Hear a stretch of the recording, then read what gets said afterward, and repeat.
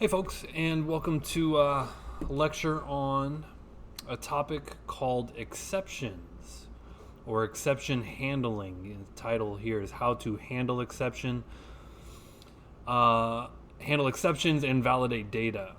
And as always, kind of a why is this important? And I just kind of explain how I understand it as best I can in layman's terms. So the topic here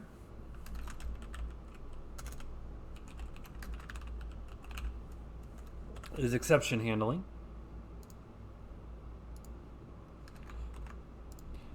And what is it? How is it done? Who, what, where, when, why, right? Who, what, where, when, why, and how. Those are the big questions. There really is no who. I guess if you had to answer the who, it would be the developers, right? Developers implement exception handling. What is it?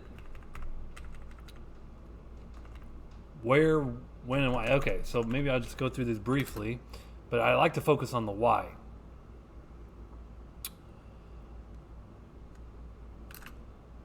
An object-oriented approach to handle errors that, at least in theory, don't happen frequently. They are the exception to the rule, not the normal.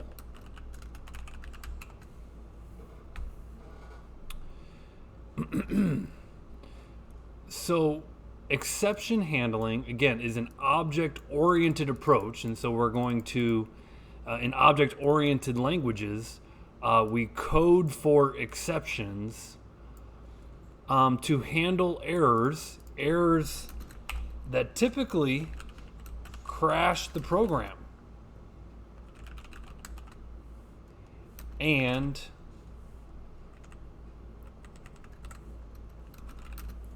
get rid of my parentheses there. An object-oriented approach to handle errors that typically crash the program and don't happen frequently.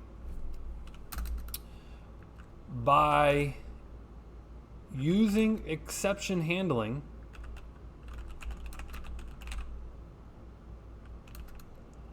our programs continue to run instead of crashing. So it's a way that when a program crashes, it typically will give you an error or an exception message. And you've seen these before in your code. I'll give an example of where a program will crash and it will give you an error message. But if you look at the fine print, if you will, if you look at the text, it says an exception occurred. And so it's an error that typically crashes the program. It doesn't happen frequently by definition. It's the exception to the rule, not the normal. It happens exceptionally, if you will, not frequently. By using exception handling, our programs continue to run instead of... So when you have an exception is, essentially going to crash the program, you stop the exception from occurring, you handle it, you handle the exception, and it keeps your program running instead of crashing.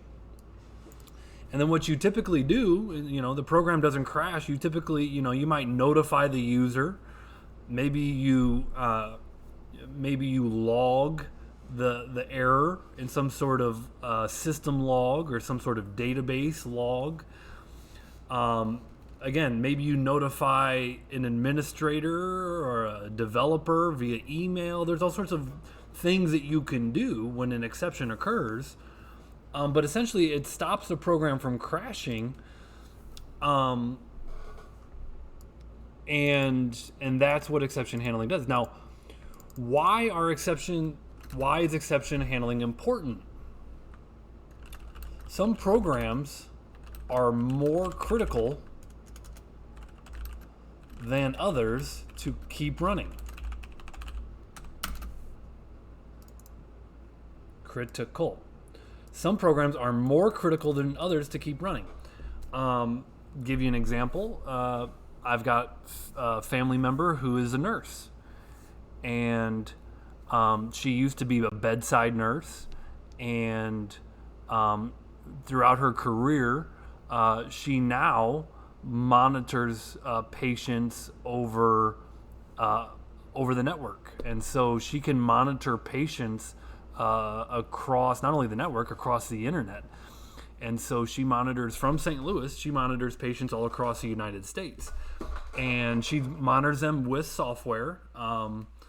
And that software gives vital signs of patients across the United States.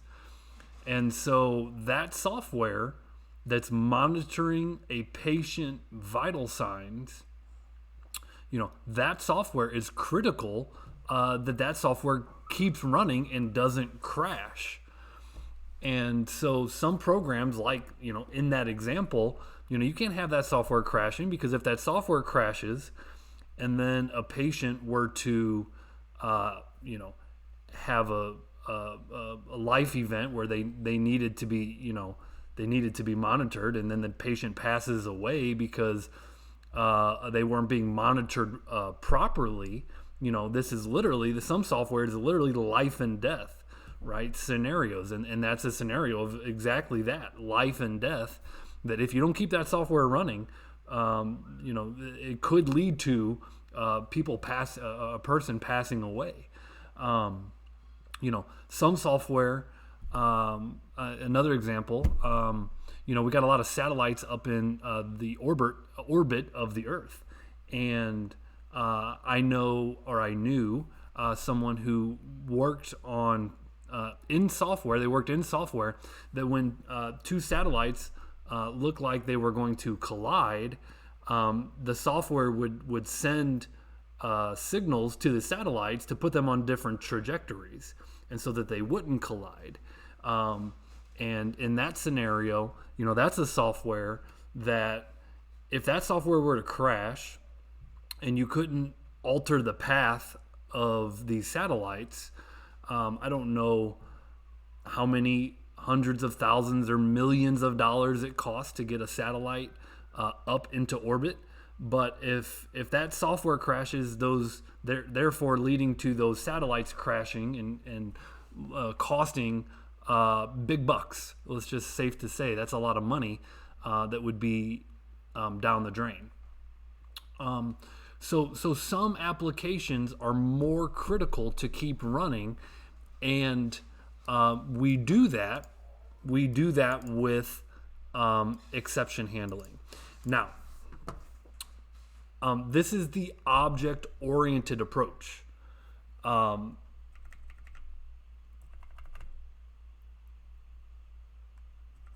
Before exception handling, I don't know what I don't know when, I don't know what question this is answering. I'll put this in the what. Before exception handling, which is what we're going to learn today, programmers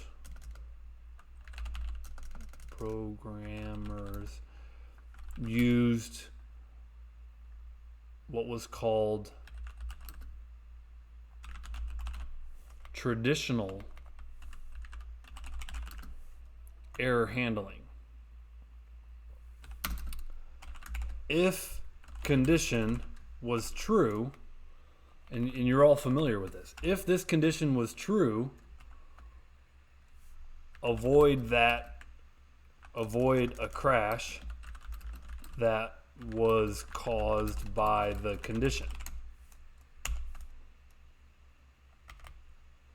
Okay. Else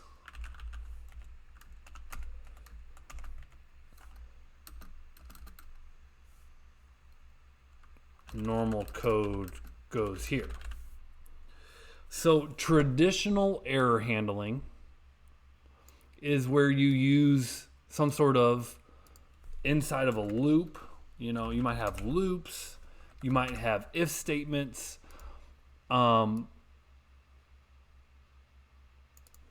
that could still be used. Okay, so here's what I'm getting at. And again, traditional error handling was a combination of if statements and loops. So I'll put that in here.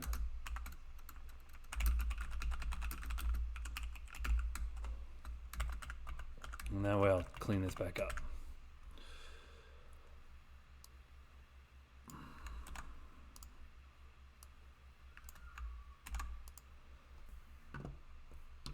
So before exception handling programs use traditional error handling, if statements and loops, programs that use traditional error handling still crash from time to time. And so using these techniques, there were still scenarios that would exist where on some occasion, you know, software would crash and it was somewhat unavoidable. Okay, I'll give a scenario here. And so what I'm getting at is some software, that's okay. It's okay if in this rare scenario in some software products that they crash. And here's the scenario that I'll give. Had a graduate go work for USPS. And at USPS, I don't even know what software product it was. I just know it was working for USPS. You know, the graduate came back to me a few years after he graduated, and he goes, "Hey, Mr. G, you know, remember that exception handling lecture where we learned that, you know, we handle exceptions that can help us stop our programs from crashing?" I said, "Yeah." He goes, "Well, at UPS, at least on this software product," he goes, "we don't use any of it. We don't use any exception handling." I said, "Oh, really? That's interesting. You know, that's good to know." He goes, "Yep." He goes, "All we use is this traditional error handling, if statements and loops. And, you know, the software still crashes from time to time, but it doesn't cause any sort of catastrophic event. It's just the software crashes. You know, they might log it. They might let an end user know to reboot the software. And then life goes on. You know, it doesn't cost millions of dollars. Someone doesn't die because of it. And it's just okay." So again, some software uses traditional error handling, and they just might crash from time to time. You know, the whole idea behind using exception, the whole idea behind exception handling is you're trying to get the software to either not crash or really crash less when certain scenarios come up. Okay, so that's what exception handling is versus the traditional error handling. And mainly the why we do it is to keep our software running and not crashing as best we can.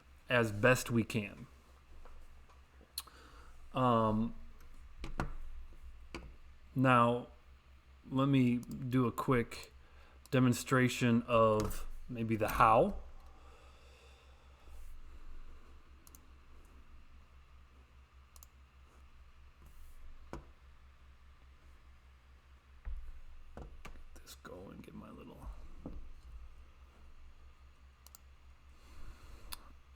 And this is chapter 7. We're ping-ponging around the chapters.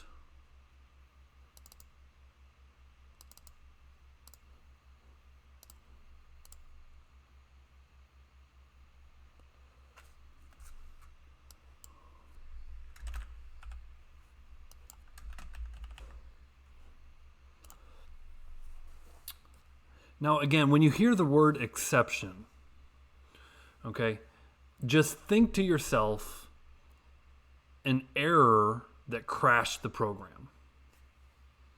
It's an error that crashed the program. Better yet, it's a runtime error that crashed the program, right? Because the software is actively running, and it crashes a program. And again, you've seen these before. You've definitely seen these exceptions, whether you recognized it as an exception or not. You probably just thought, well, that's my error, which is correct. It is an error. It just is an error that crashed your software. So kind of like crawl before we walk, I should say. Crawl before we walk.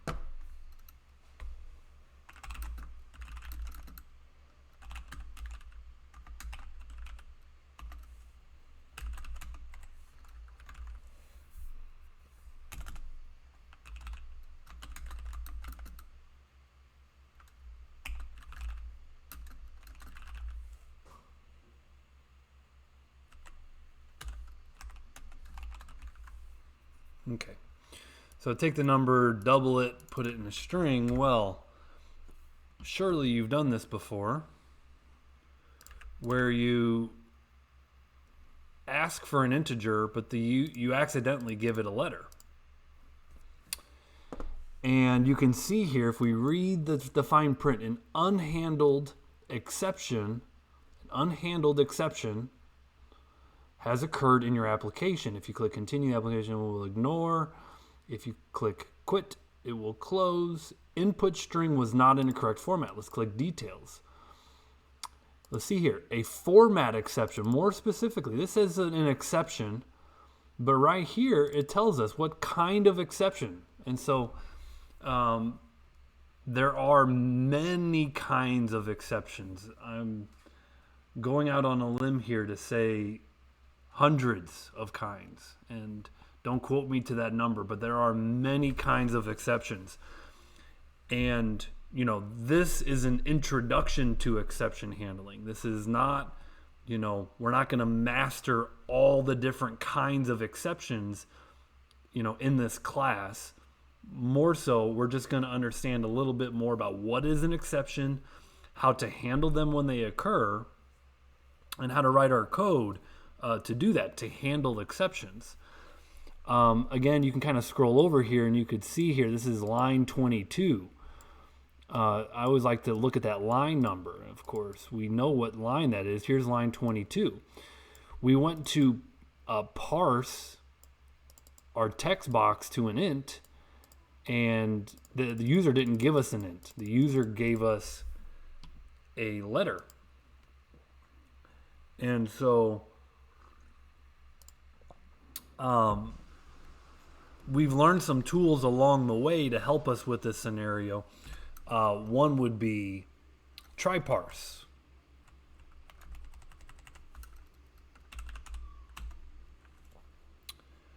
And you would say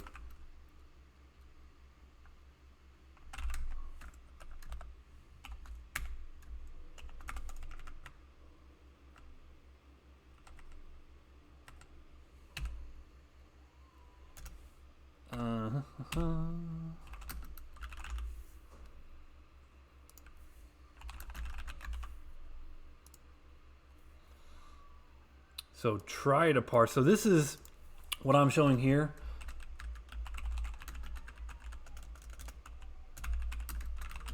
This is how we would handle this beforehand. We would, probably put it in an if statement, and if it worked, then we would set the label result. Else, we would do something like this.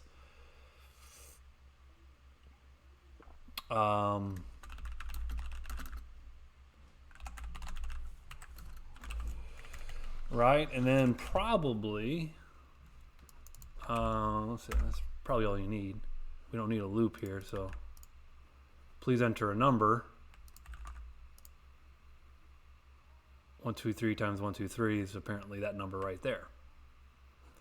Okay, so this would be the traditional error handling. We wouldn't even need a loop in this case. And that's one way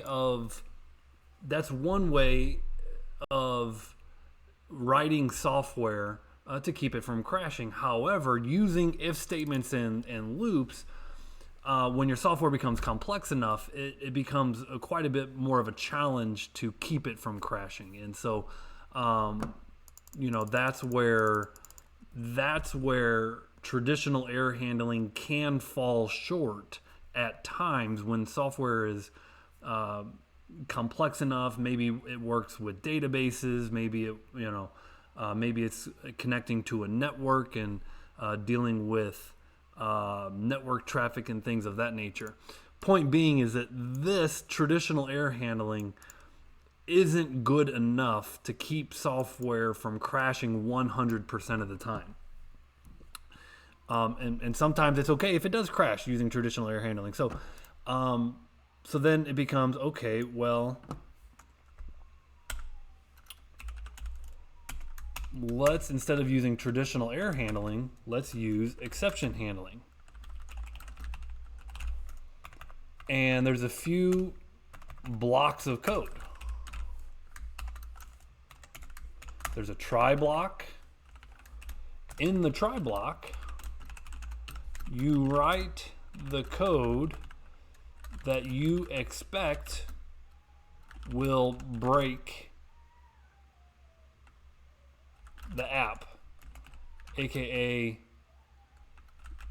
the line that throws the exception goes here. Okay, so the line that threw the exception, we had this. We had int value equals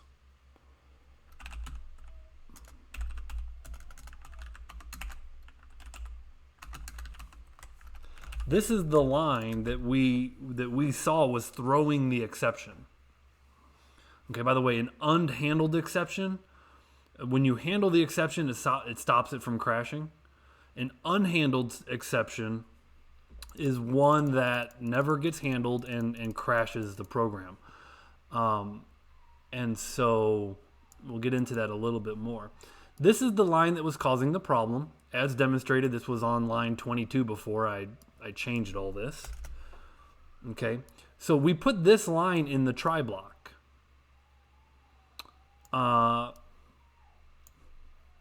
This was a format exception. So in the catch block has one parameter. The data type is format exception. We know that was the type of exception that was thrown, that was occurring. In other words, this was the kind of exception that was crashing our program. So now, instead of crashing the program, we could do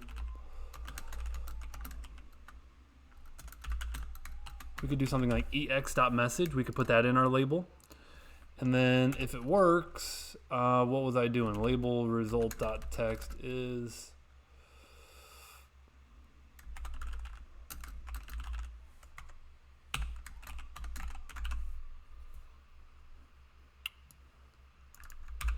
so we get essentially, this is two ways of writing the same code that solves the same thing. One's using this object-oriented approach. Notice we have we have a class. The class is called Format Exception. The variable identifier I called here is EX, and that's just kind of a, you could see this labeled as EX for exception. Sometimes they just call it E. E actually collides with this guy, so that's not going to work. So we're going to name it EX, right? We already had a variable in scope called E. Let's run this. So now if I say 1, 2, 3, we get the output. If I say A, it says input string was not in a correct format. So I gave the user a friendly error message instead of crashing the program. We handled the exception using exception handling. Okay, format exception is one kind of exception. Again, there's I'm just going to go out on a limb and say 100 or more types of exceptions. The more you learn about the different kinds of exceptions, the more you can keep your software from crashing when those exceptions come up. Okay, so it really boils down to the more you learn about exceptions, the more you can keep your software from crashing. Which, makes you better at writing software. And so that's again, in the try block, that's the basics is what I'm trying to say. This is the basics of exception handling. In the try block, you write the code that will expect to break the app. In the catch block, you will need to have a type that matches the exception that was thrown. So that's when the exception occurs, they call that being thrown. When an exception occurs, it's known as throwing an exception. So when the error happens, they call that throwing the exception. Therefore, the block that they put that in is called the catch block, right? So it's thrown here and caught here. One thing worth noting, exception handling is an object-oriented approach, okay? And in general, it's not as efficient as the traditional error handling. So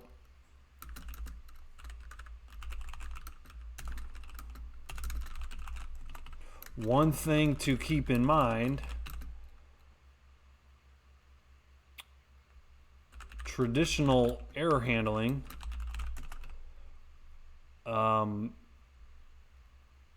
is faster than exception handling. Okay, now exception handling can keep your software from crashing in more scenarios. Okay, so it's good for that purpose. But I remember early on when I was first learning this, it's not the case so much anymore, but early on when I was first learning this exception handling, this was a while ago, maybe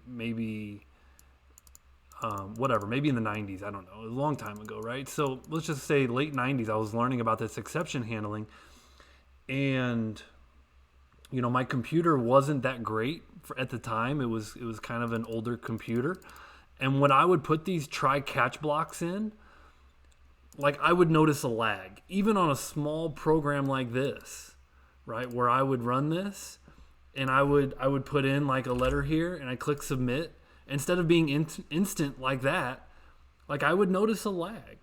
So it's just something to keep in mind that, like, if you can choose sometimes between the two ways, my experience and the rule of thumb is, error handling is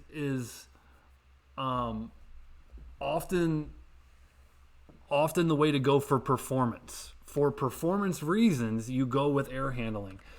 In fact, I've heard rules of thumb. If you expect the error to happen less than 10% of the time, then use exception handling. But if it happens frequently, if it happens any more frequently,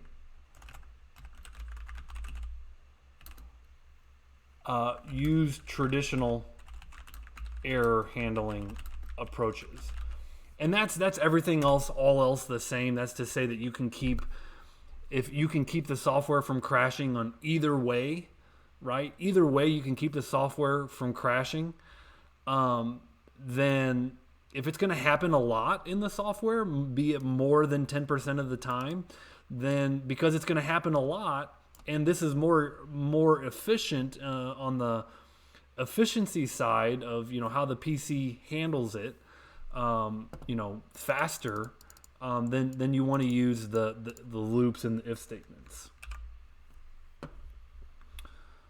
Okay, so these are tools that you have in your tool belt to keep your software from crashing. However, they should be used more as the exception to the rule versus the rule itself, if that makes sense. I hope by understanding that rule of thumb that makes sense.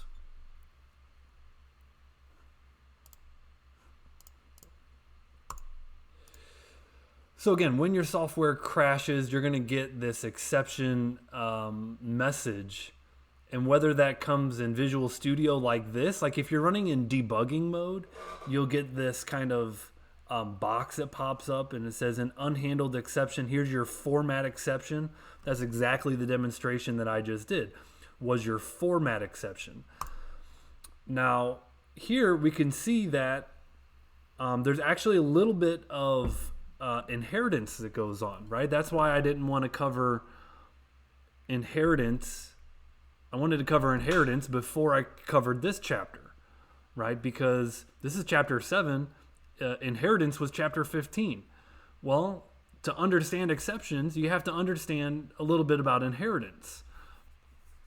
The parent class is the exception. So kind of looking at the hierarchy, in the C# hierarchy, exception is the base exception class. Okay, now of course, as a parent to exception, you've got object. Keep in mind that object is the parent of all classes, right? So this is just one branch. This is one branch of the class hierarchy. Underneath exception, one child is format exception, and another child is arithmetic exception. In arithmetic exception, we got a couple under there. Overflow is 1, divide by 0. So here's a couple different exceptions that I can throw, and let me demonstrate those, right? So, I'm recording this for these notes, so I'm going to delete these. You could always go back into the recording if you're behind on the notes, but let me just demonstrate. Of course, divide by 0 exception is pretty self-explanatory, but int value is text num.text.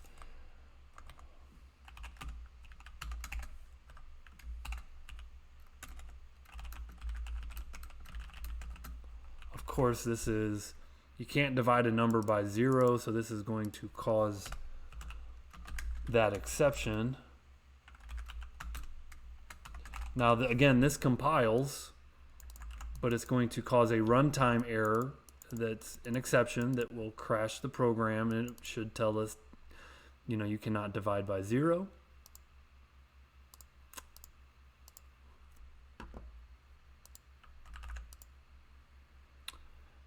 There's your unhandled exception. Of course, line 24. attempted to divide by 0, crashed the program. Program stops running. There's line 24. This is our problem child. We're going to put that statement in a try block. If that works, we're going to output it. Divide by 0 exception EX.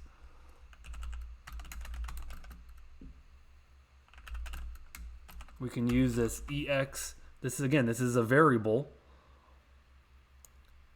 And it has a message property. Now, what's the difference here? If I put in a number here, okay, so what really happened? You would all agree that when we put in this exception handling, well, that was a different exception. Let's let's fix that next. We attempted to divide by 0. So this is a more friendly way of handling the problem. Number one, the software didn't crash. Okay, so the software didn't crash. The software is still running. Okay, in the other example, the software was not running anymore.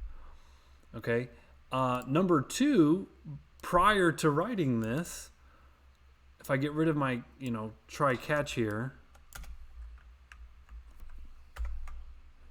it actually was,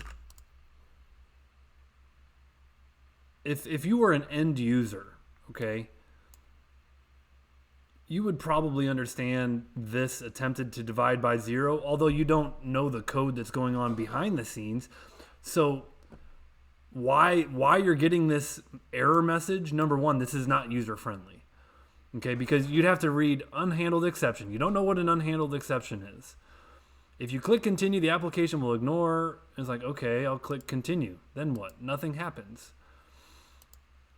And then you might click details, and this would just confuse any end user way more. So safe to say, and again, that crashes the program. So number one, this keeps the program running. And number two, provides a friendly error message to the end user. We don't have to use ex.message. You could say something generic. An error occurred.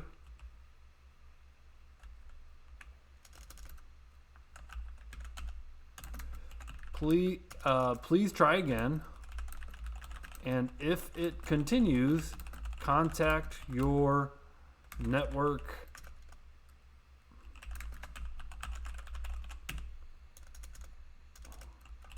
we're going to blame the network, right? So even though we're developers, we're going to tell them to contact the network administrator, because that's funny, because obviously it's our problem, but we're going to tell them to contact someone else. We're going to redirect them to someone else. Right? So we can give them whatever error message that we want here. Right? Talk to your network administrator. It's your wireless. Your wireless is broke. It's not the software.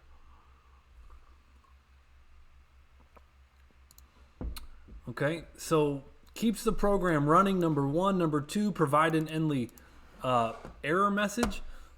Here's another common thing that you do in here. Save the error to a log.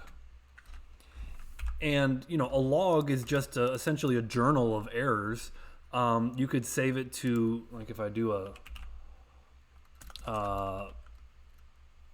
log. Let's see. I'm trying to think of computer management. If we go to computer management,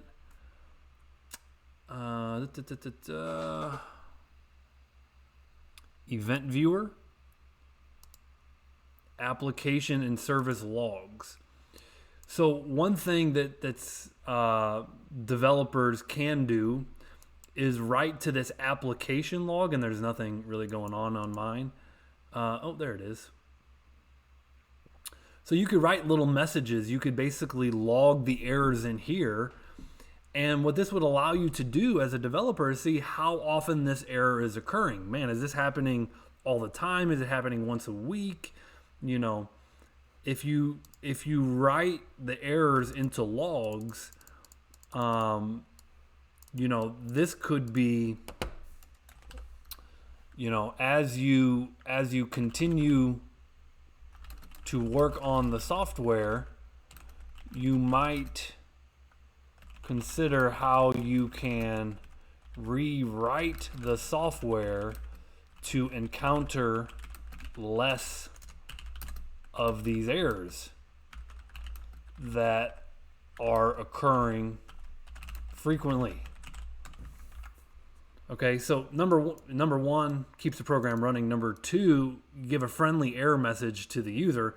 Number three, you can kind of document the error, the exception, document the exception. And, if this is happening all the time, as you continue to work through the software and make it better, you could see, oh man, I'm getting this error. This error is happening in my software all the time. I want to improve that and keep that from happening. So that's divide by zero exception. Here's an overflow exception. So that's divide by zero. I'll show you an overflow exception. So this happens all the time, and you've without a doubt seen this.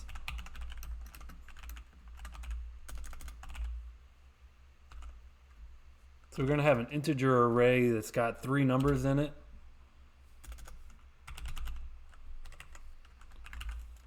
Okay, and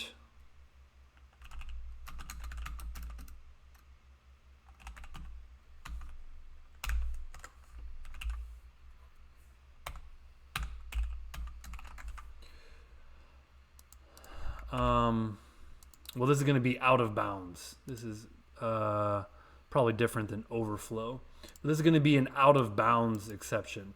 And what that means is you've got numbers in here 1, 2, and 3. Their index positions are 0, 1, and 2. So you could put a 0 in here and that will work. You put a 1, you could put a 2 and that will work. You cannot put a 3 or a 4 or a 5, anything else. The valid indexes are 0, 1, and 2, not 3. But this happens all the time here. And there you go. Index was outside the bounds of the array. This is an exception, unhandled exception. This is called index out of range exception. Line 24, index out of range exception. So there's line 24. This is our offending code. Now something like this is a logic error. Okay, meaning you could just come in here and fix it. You don't need to put this in a try catch. But just to demonstrate,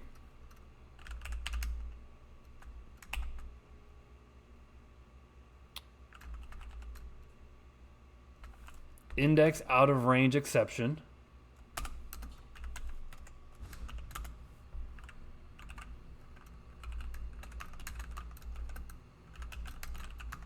Go ahead and put the message property there.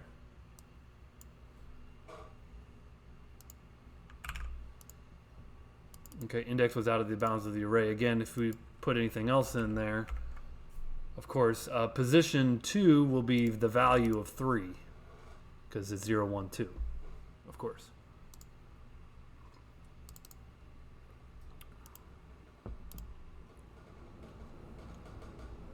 Overflow exception. I got what overflow is. It took me overflow exception.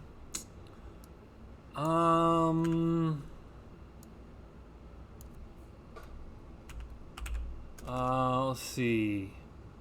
Byte. Oh, I was about to say bit. Byte. My number. We know my number can only store a certain range of values. It certainly should not be able to store 1,000. In fact, I can't even get that to compile. Maybe if I do this, see if I can force this to compile.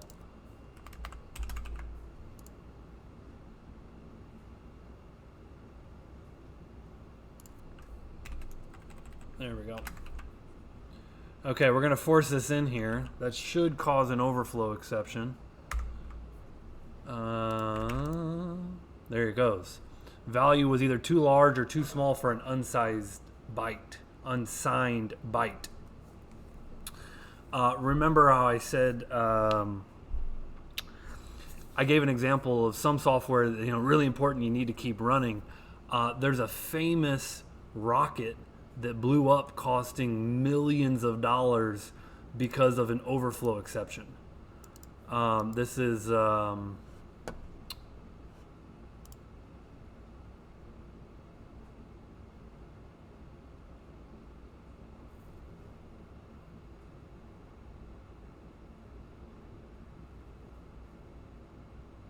I just paused myself here and making sure my setup is good. Hopefully my setup is good. Hopefully you guys can see this video when it's all said and done. I think I've shown this before, but let me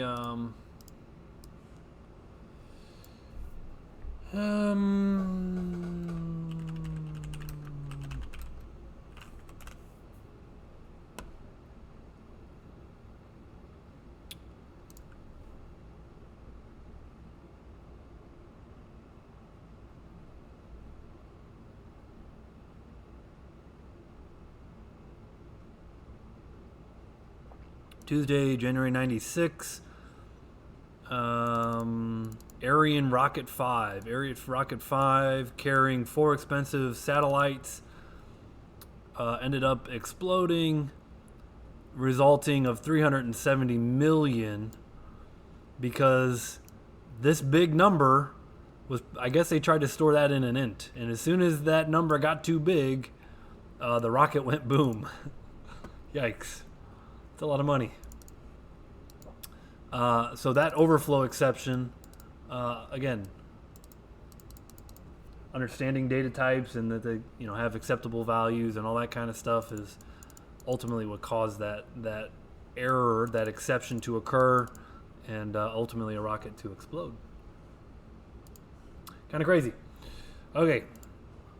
One more thing before we go ahead and take a quick break.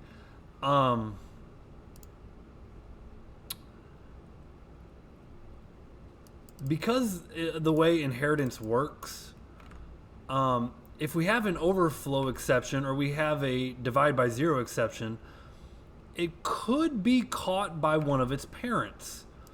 And so notice arithmetic exception.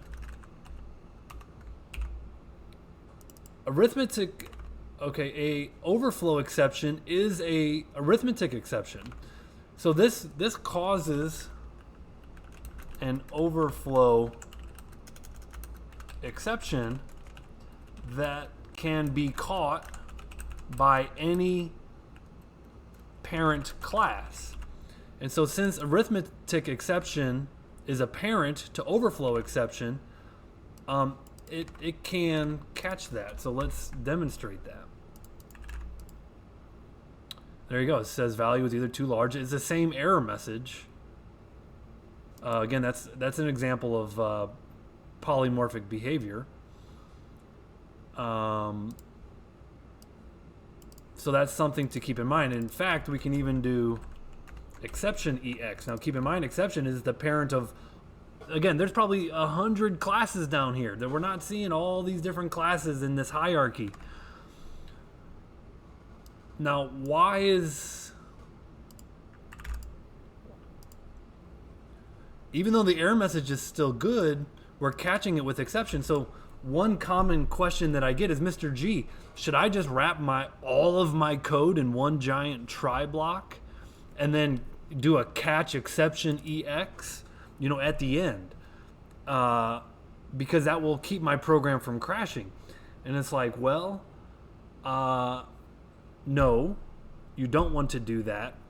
You don't want to wrap all of your code in a try catch block with a generic exception EX. And here's why. Keep in mind the performance cost of using try catch. Okay, so number one, it will slow your software down if you've got a lot of it inside of a try catch. Yes, computers are fast enough nowadays, but it's just something to keep in mind. Number two,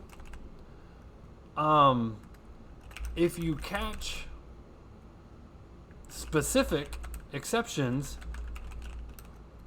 it's easier for you and your team to understand what exactly is happening, what is going on. Like if I say try catch exception, well, I don't know what exactly exception. Now I know because we just walked through this that specifically I'm catching an overflow exception, but it's also possible,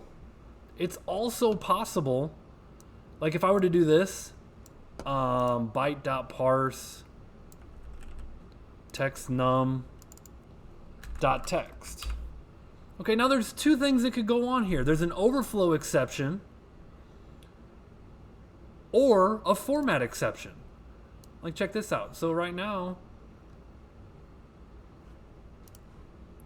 this one line can cause two exceptions. If I put 1,000, that's your overflow exception. But if I put a letter, well, that's unhandled yet. We have not caught a format exception. Where's format exception? There it is, format exception. So how do you do that? Well, I can then go on to say catch format exception, ex, label result.text equals ex.message. So you can have multiple catch blocks.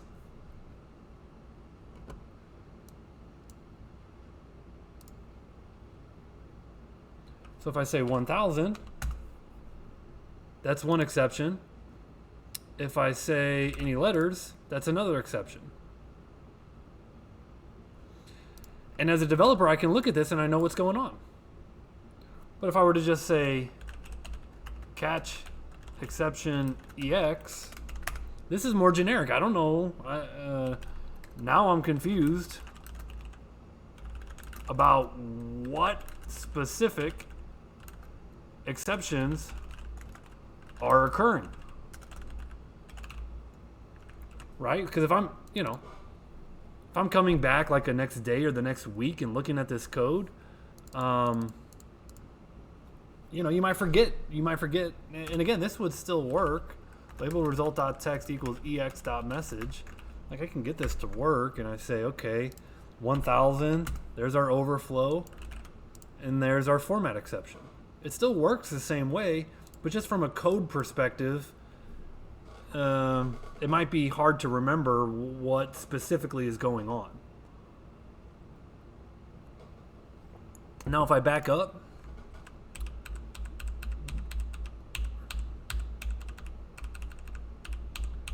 where I had multiple exceptions, you might add a third one here. This is kind of your catch-all.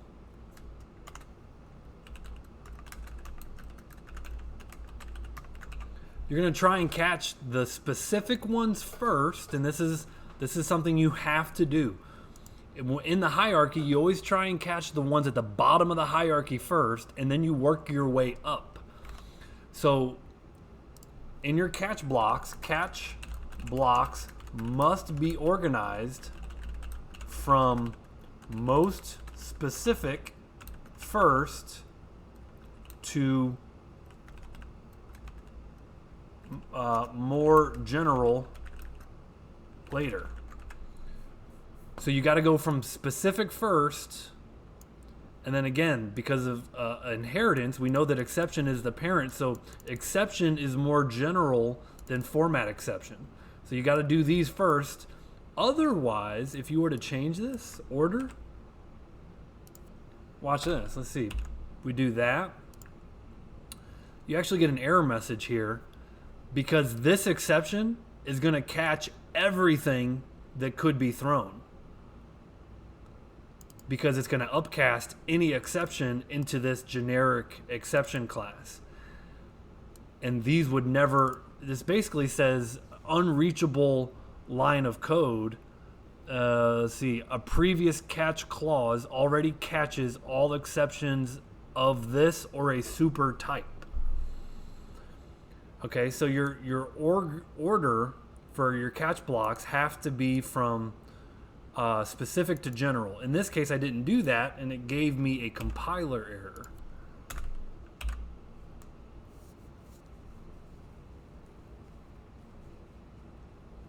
Okay, we've been going for about an hour. I'm going to go ahead and pause the recording. Okay, went ahead and resumed. Kind of caught us up to about slide 13 here, where they talk about another keyword called finally. And so, kind of show off this finally scenario here.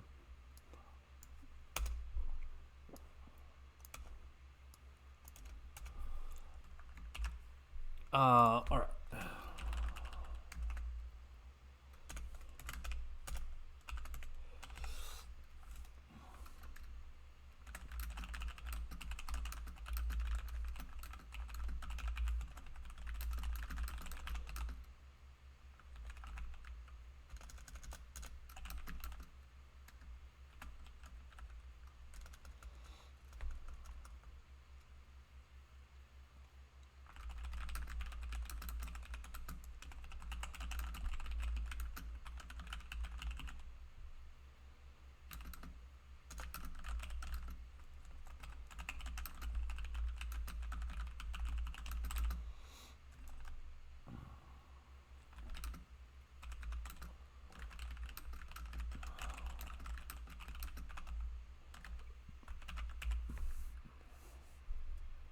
Okay. So the finally block, as I kind of typed it out here. The finally block is where you put code that you want to run after the try block completes successfully. So in other words, you do this and there's no problems. Okay, then it runs the finally block after that. That's the first scenario. The second scenario is a catch block completes successfully. So in other words, this guy throws an exception and it's caught here, and then it runs the finally block after that. The third scenario, which is really where this finally block is needed, because you could argue that any code, these first two scenarios, any code that you would write after a catch block, that would run in those first two scenarios as well. But there's a third scenario where a try causes an exception that goes uncaught. So in other words, this block of code might throw an exception that goes uncaught, especially if you don't have this guy in here. Okay, which essentially means that the program is going to crash, but this finally block will still run even before the program crashes. And so it's this third scenario where the try causes an exception that goes uncaught. That's where the finally shines. The finally block is really useful. Okay. And typically, some things that happen in here, like you open a connection to a database, or you open a connection to a local file, like on your hard drive.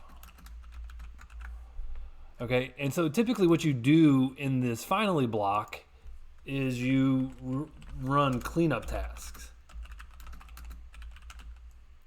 such as closing connections to databases, files, etc.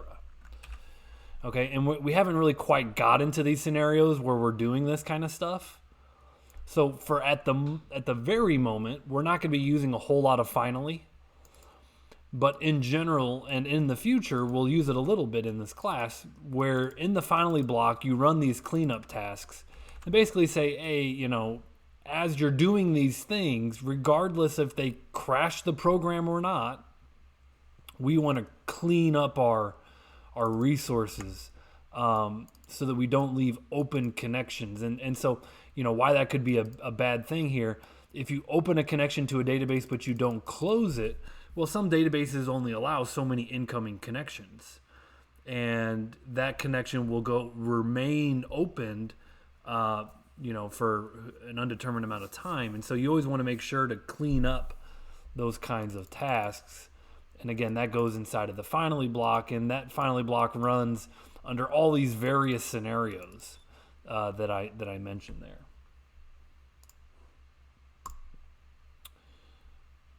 So there's an example of a try with multiple catch blocks and a finally block.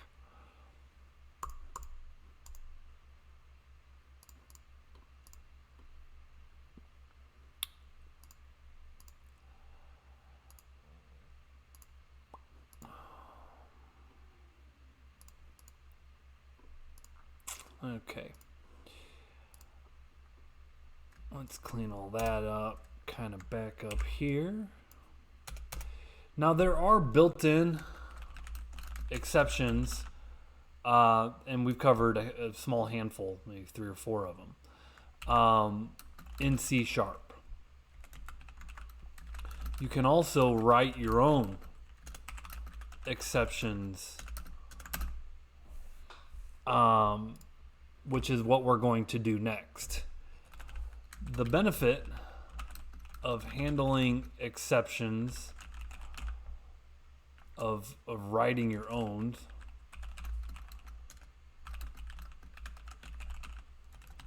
is that it allows users of your classes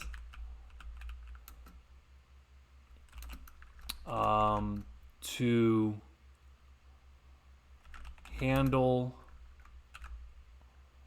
those exceptions in an object-oriented approach. Okay, so again, keep in mind, you might be the developer of a class. You might code a class. Maybe the class is student.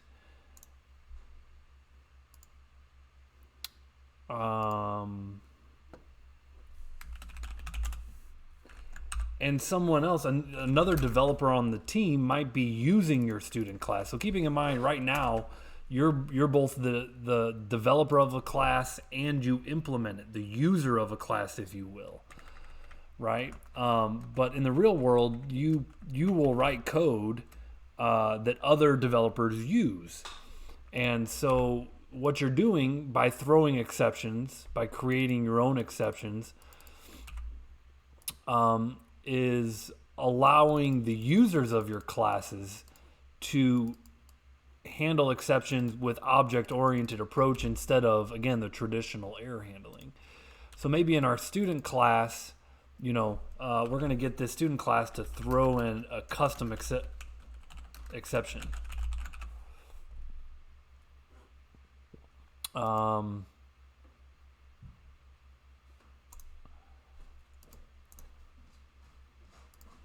So here's our class, and ID, the student ID out of range exception. And so the name of our exception is going to be the student ID out of range exception. Again, this could be handled with traditional if statements and loops. Again, but we're doing a custom exception here because, again, maybe at some point this was causing your program to crash and you want to handle this with exception handling instead of the traditional way. ID, now you have to inherit, and one option is to inherit from exception. And so this will make a child of the exception class. Now, let's see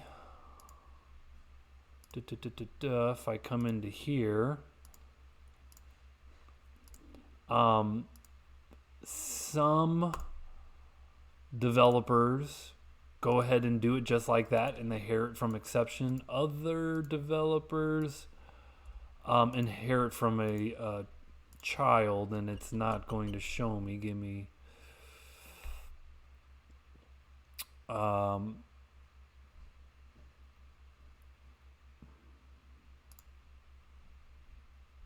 for now I'm just going to handle from exception.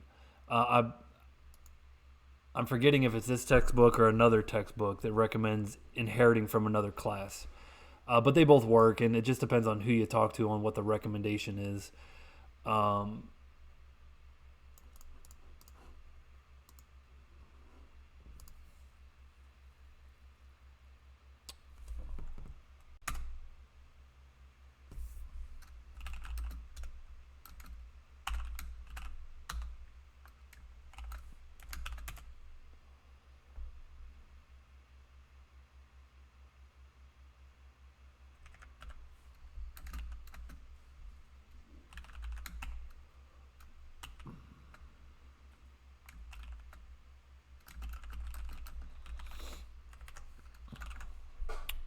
So whenever you instantiate, let's see.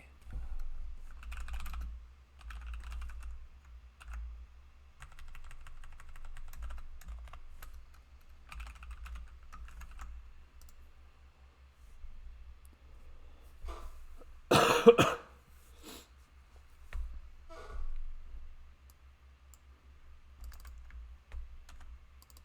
sure I got that right. Let's see. ID out of range must declare a body because it's not.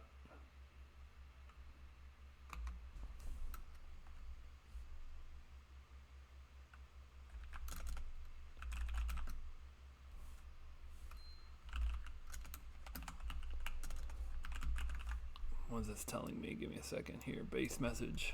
There we go. There we go. I didn't need a semicolon. Don't know why I put that there. So this is an example of creating our own exception class. Again, I'm inheriting from exception. This constructor takes in a message and then passes it up to the parent constructor. Just straight takes a message in, passes it up to the parent. So now in a student class,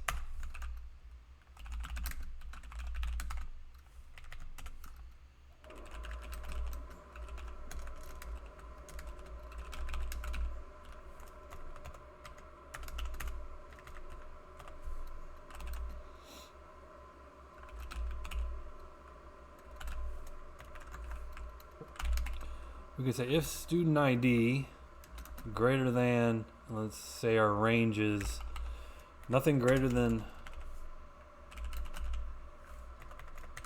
3,000, else then we set the field equal to ID. Let's throw the exception. So here's how we throw a new ID out of range exception with the message of student ID is greater than 3,000.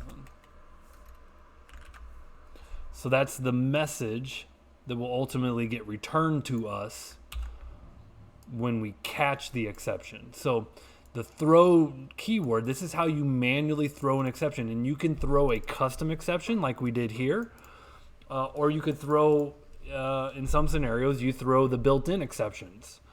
But this is essentially causing the exception to occur. So in this scenario, a custom exception will be thrown. So you go ahead and you make the student class in the student constructor. If this scenario happens, again, this scenario should happen less than 10% of the time. If it's happening frequently, you don't want to throw an exception. Okay, you want to handle this maybe with a loop or something else another way, right? Traditional error handling. Okay, but this is an infrequent thing. It's crashing the program, and we decide to handle it with an object-oriented approach. ID is out of range.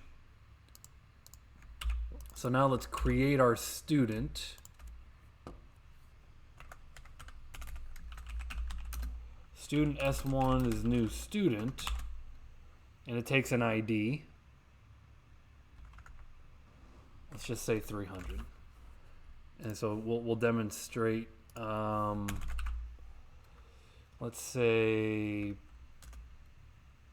public int student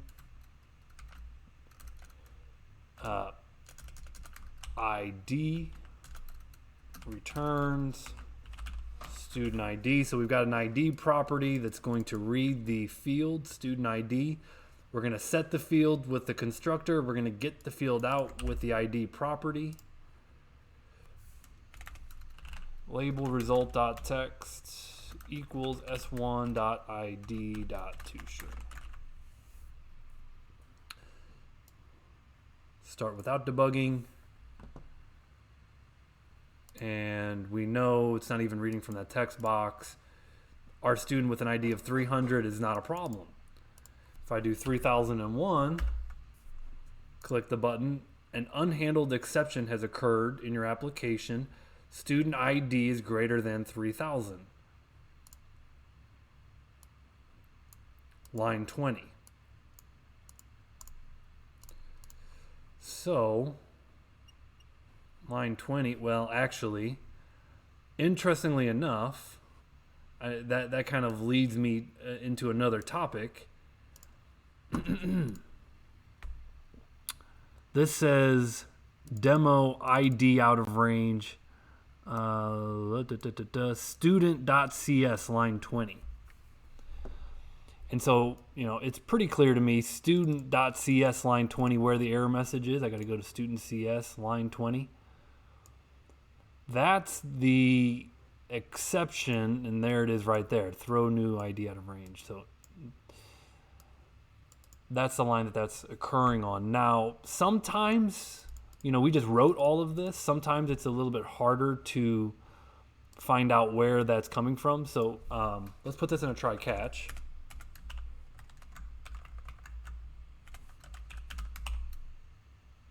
And we know the ID out of range exception, EX. Whoops.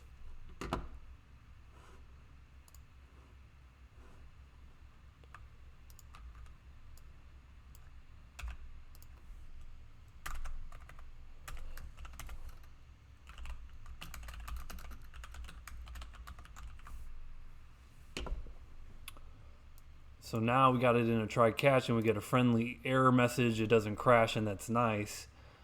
So that's a better experience for the end user. What I was going to get to is there's also something called a stack trace. And this stack trace is kind of like this. If method A calls method B calls method C, and method C is where the exception occurs. Okay, the stack trace is all that is your breadcrumb trail to follow. It's going to go C and then to B and then to A. And so it's basically the breadcrumb trail of what methods call one another to determine basically the path to where the exception actually occurred at. So that's what stack trace is it'll tell you basically what methods called one another.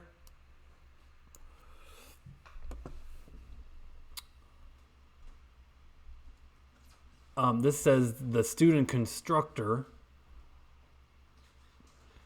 which was inside of the submit click, which is line 30.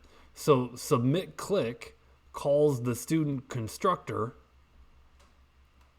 which then leads to line 20, where in student.cs.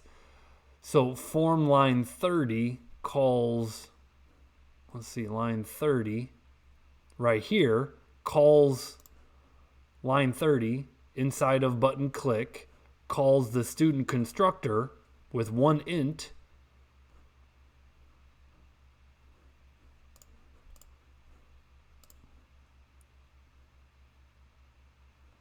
here's the student constructor with one int, and then line 20 is where the exception actually occurred.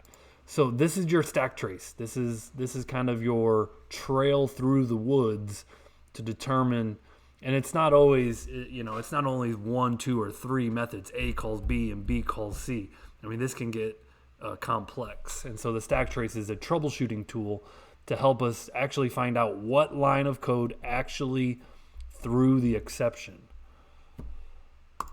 And what's the flow chart in methods that were called to get to that line of code. So this is an example of creating your own exception. And we will do some of this in lab, creating your own exception scenarios. And then handling those exceptions in the event handlers of our form. Okay, now you might think to put the try catch in here. Okay, so this is another kind of generally speaking, you do not put the try catch blocks in the classes themselves. Instead, you allow the users of the classes. When I say users, I'm saying the developers. Like the class users are still developers. These are coders who are using your class to code their software. Instead, you allow the users of the class, I'm still going to put this developers,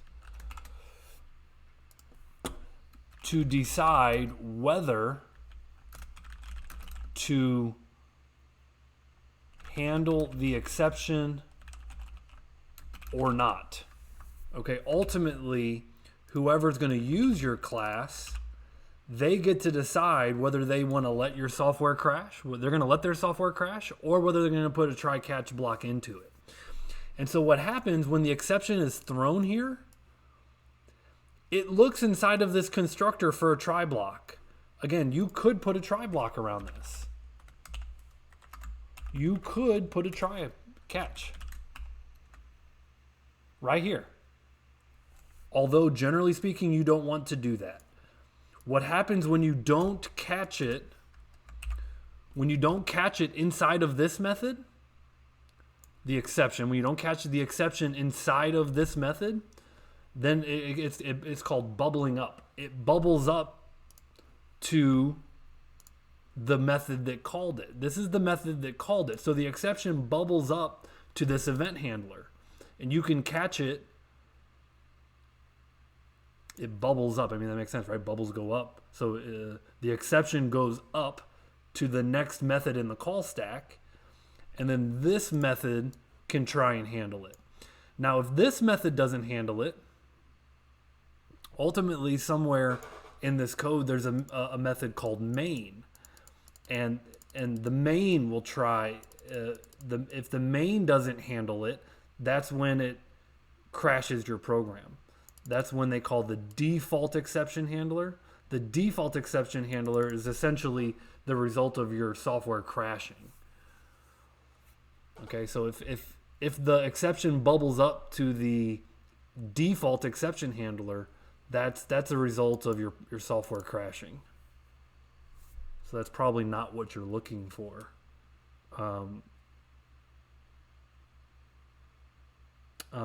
At least in this, as we're learning to handle exceptions, we want to handle the exceptions in this class as opposed to the default handler. Okay, so that's all of that. Where in your code, when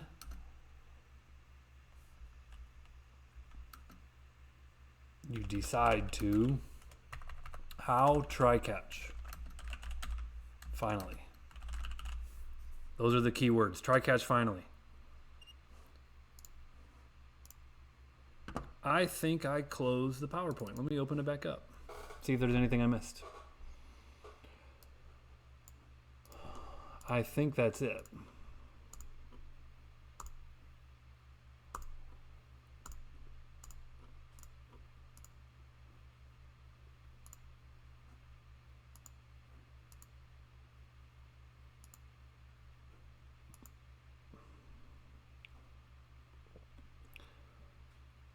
Again, here they almost wrap everything in a try-catch.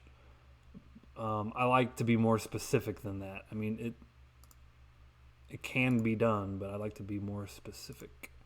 It's like just wrap what's needed.